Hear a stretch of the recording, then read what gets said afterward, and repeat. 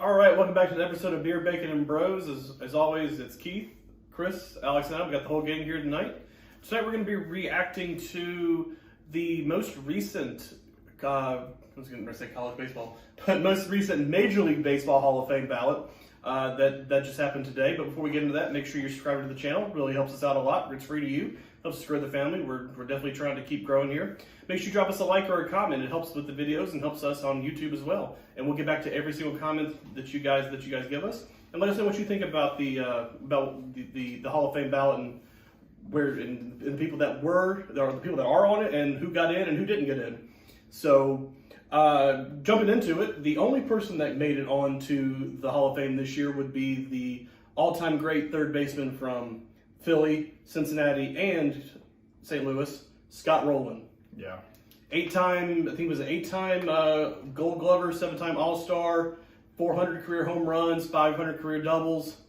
I mean, definitely deserves to be in there. I mean, he was a great defensive player, probably top 5 all time as a defensive player on third base on the hot corner. So I mean, I liked him because I collected his cards as a kid. Do we know what his vote count was? 76% or 77. 76%. You need 75 to be able to get into the Hall. Yeah, I feel bad. Todd Helton. This was He's at 73. That was his last try too. He's And at he got to 72 too. Yeah. So. Another big name on the list was Jeff Kent was on there. He was a big name that was on there. I mean, Andrew Jones.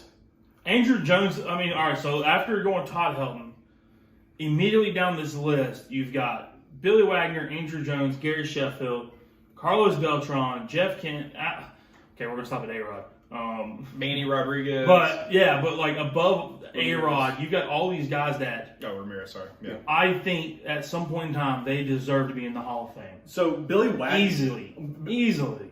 Billy Wagner has an argument to where he's kind of one of those enigmas to where in the regular season he held people to like a 187 hitting or a point 187 average. I mean he had tremendous stuff, but what's gonna halt or hinder him is gonna be his work in the postseason. In 14 postseason games that he pitched in, his ERA was 10 plus. Yeah. Regular season, stellar. And I think that's kind of what's going to be. Yeah. I think that's kind of what's going to hurt him. It's not so much like Mario Rivera or Trevor Hoffman, where they were great throughout their entire career in the regular season and the postseason. So I think what's going to hurt him is being that getting shelled. Yeah, getting shelled in the playoffs. I think Andrew Jones definitely deserves to be in there. I mean, he's one of the all-time greatest defensive center fielders. I think what's going to hurt him though is his hitting. I feel like he was more of a slugger than an all-around hitter. Yeah. And he's still like a 250 plus career average. I mean, I don't remember his exact batting average like for a career. Google Fingers can tell us here in a second, but I think what's going to hurt him is his all-around hitting wasn't at like some of these other people. And obviously, you know, what's going to hurt A-Rod and Manny Ramirez is their PED use.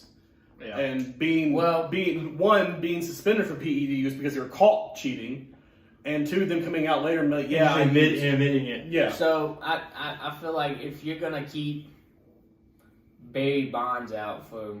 Barry Bonds is out. He's done. Yeah, that's what I'm saying. If you're keeping Barry Bonds out for allegedly using... You got to keep the guys out that tested positive. And admitted to it. Yeah, and admitted to it. Jimmy Rollins only getting 50 votes. Yeah, Carlos Beltran only getting 181. So that was my argument with this was because I was actually listening to this on the radio to my parents' house tonight.